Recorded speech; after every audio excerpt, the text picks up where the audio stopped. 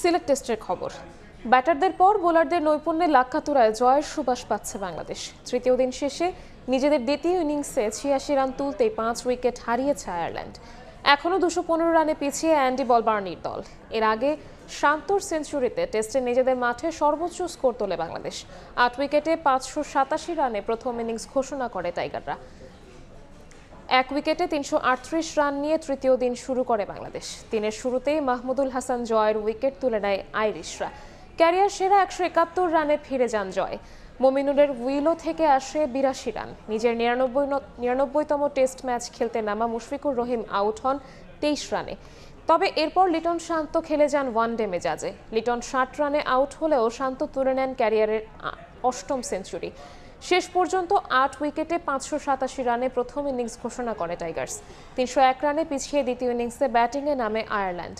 নাহিদ রানার দারুণ বোলিংয়ের শুরুতেই কারমাইকেলের উইকেট হারায় আইরিশরা।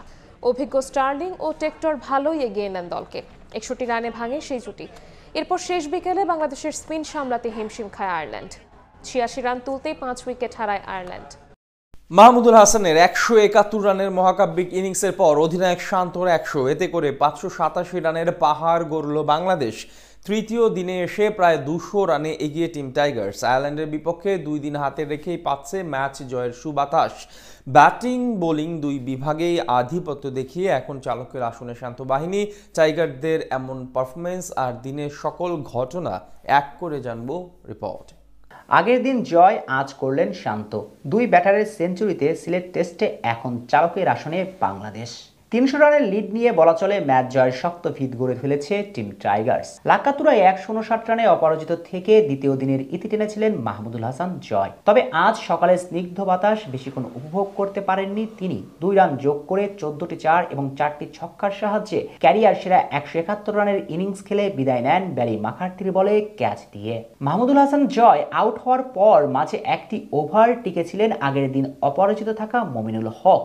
মাকার্থির বলে স্লিপে ক্যাচ দেন। ১৩২ বলে ৮২ রান করে ফেরত যান এই বাঁহাতি। এরপর জুটি গড়ার চেষ্টা করেন অধিনায়ক নাজমুল হোসেন শান্ত এবং মুশফিকুর রহিম। দুইজন মিলে ভালোভাবে সামলাচ্ছিলেন আইরিশ বোলারদের। কিন্তু ব্যক্তিগত ২৩ রানে বাঁহাতি স্পিনার হামফ্রিসের বলে ক্যাচ দিয়ে ফিরেন মিস্টার ডিপেন্ডেবল। এক প্রান্ত আগলে রেখে হাফ সেঞ্চুরি তুলে নেন ক্যাপ্টেন শান্ত।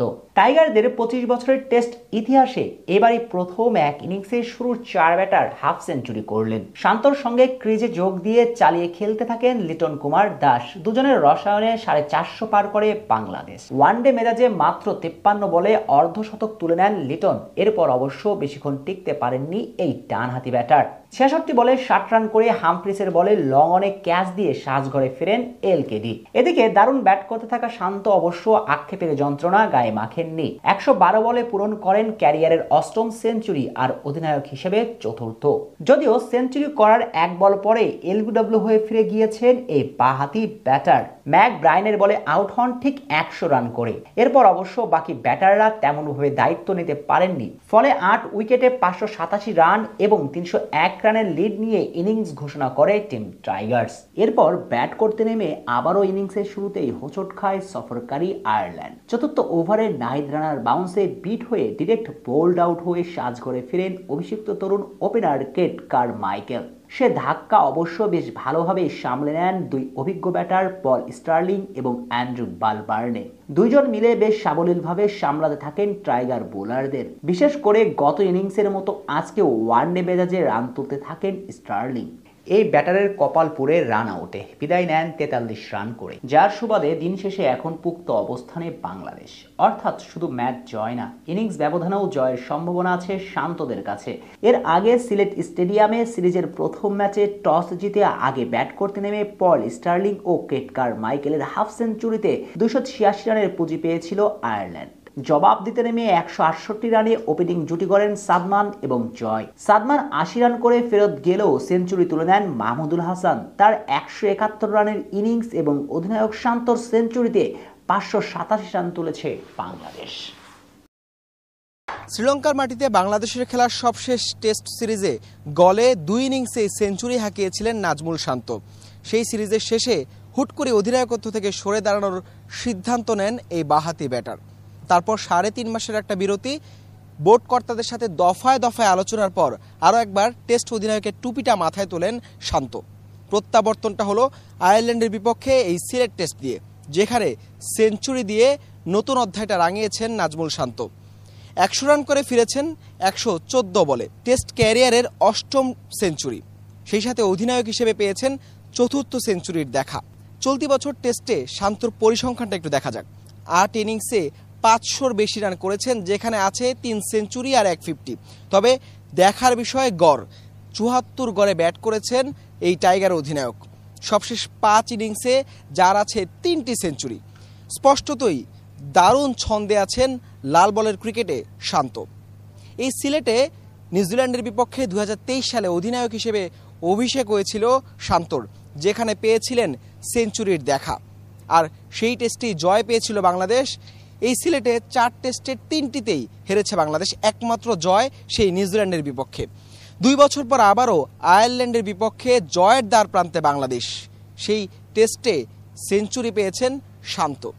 এই সিলেটে বাংলাদেশের যে টেস্ট পরিসংখ্যান, সেই জায়গায় অনেকেই মনে করে সিলেটটা বাংলাদেশের জন্য টেস্টে অপয়া ভেন্যু। সেই জায়গা থেকে বলাই তো যায় শান্তর যে পরিসংখ্যান, বাংলাদেশের জন্য এই সিলেটে শান্তই কি সবচেয়ে লাকি। বয়স পেরিয়েছে 40, কিন্তু এখনো যেন লড়াইয়ের ক্ষুধা কমেনি একটুও।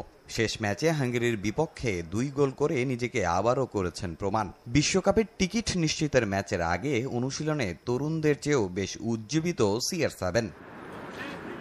বিশ্বকাপ বাছাইয়ে এখন পর্যন্ত কোনো ম্যাচ হারেনি রোনালদোর পর্তুগাল। 4 ম্যাচে 3 জয় 1 ড্রতে এফ গ্রুপে টেবিলে সবার ওপরে সেলেকাও। দ্বিতীয় স্থানে থাকা হাঙ্গেরির চেয়ে 5 পয়েন্টে এগিয়ে। এ ম্যাচে তাদের প্রতিপক্ষ আয়ারল্যান্ড। জয় পেলেই নিশ্চিত হবে 2026 বিশ্বকাপের টিকিট। প্রশ্ন, এই বিশ্বকাপে কি খেলবেন রোনালদো? অবশ্যই আমি এই বিশ্বকাপ খেলতে চাই, তা না হলে এখানে থাকতাম না। যা বলেছি সেটাই, এটা নতুন করে আর বলার দরকার নেই। আমরা এখন ম্যাচে ফোকাস করছি। যদি ম্যাচ জিতে যাই, বিশ্বকাপের টিকিট নিশ্চিত করব। দলের পরিবেশও বেশ ভালো। শেষ ম্যাচে আয়ারল্যান্ডকে 1-0 গোলে হারিয়েছিল পর্তুগাল। পরিসংখ্যানেও অনেক এগিয়ে সেলেকাও। 6 ম্যাচে 5 জয় তাদের দখলে। আইরিশরা একমাত্র জয় পেয়েছিল 2005 সালে। যদিও এগিয়ে থাকলেও ঘরের মাঠে তাদের হারানো খুব একটা সহজ হবে না। বিশ্বকাপ বাছাইয়ে শুরুটা ভালো না হলেও নিজেদের শেষ ম্যাচে আর্মেনিয়াকে হারিয়ে আত্মবিশ্বাসী আয়ারল্যান্ড। 4 পয়েন্ট নিয়ে টেবিলে তাদের অবস্থান 3 নম্বরে।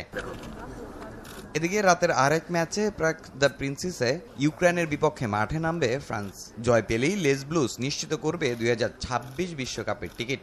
1 ড্র করলেও 4 ম্যাচের একটিতেও হারেনি ফ্রান্স। তবে ইউক্রেনও কম যায় না। 7 পয়েন্ট নিয়ে টেবিলে 2 নম্বরে তারা। যদিও বিশ্বকাপ বাছাইয়ে প্রথম দেখায় লেস ব্লুজ তাদের হারিয়েছিল 2-0 গোলে। তাই ঘরের মাঠে এগিয়ে ফ্রান্সে। কিন্তু ম্যাচ নয়, 10 বছর আগে এদিন এক ভয়াবহ ঘটনা কাঁদাচ্ছে এমবাপ্পেকে। 2015 সালের 13 নভেম্বর ফ্রান্সের রাজধানী প্যারিসে হঠাৎ সন্ত্রাসী হামলায় প্রাণ হারায় 137 জন ও আহত হন 416 জন মানুষ। সংবাদ সম্মেলনে এসে সেই ঘটনার স্মরণ করে আবেগপ্রবণ এমবাপ্পে জানান কেন মরিয়া এ ম্যাচে জয় পেতে।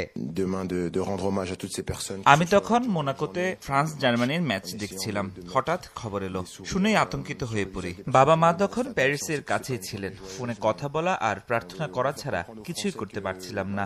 আমার জীবনের ভয়াবহ একটা রাত ছিল। সে ঘটনায় যারা প্রাণ হারিয়েছেন এবং আহত হয়েছেন তাদের স্মরণ করি। এই ম্যাচে জয় দিয়েই তাই এখানের সবার মুখে হাসি ফোটাতে চাই। এখন পর্যন্ত মোট 13 বার মুসের আর 1 জয় ইউক্রেনের।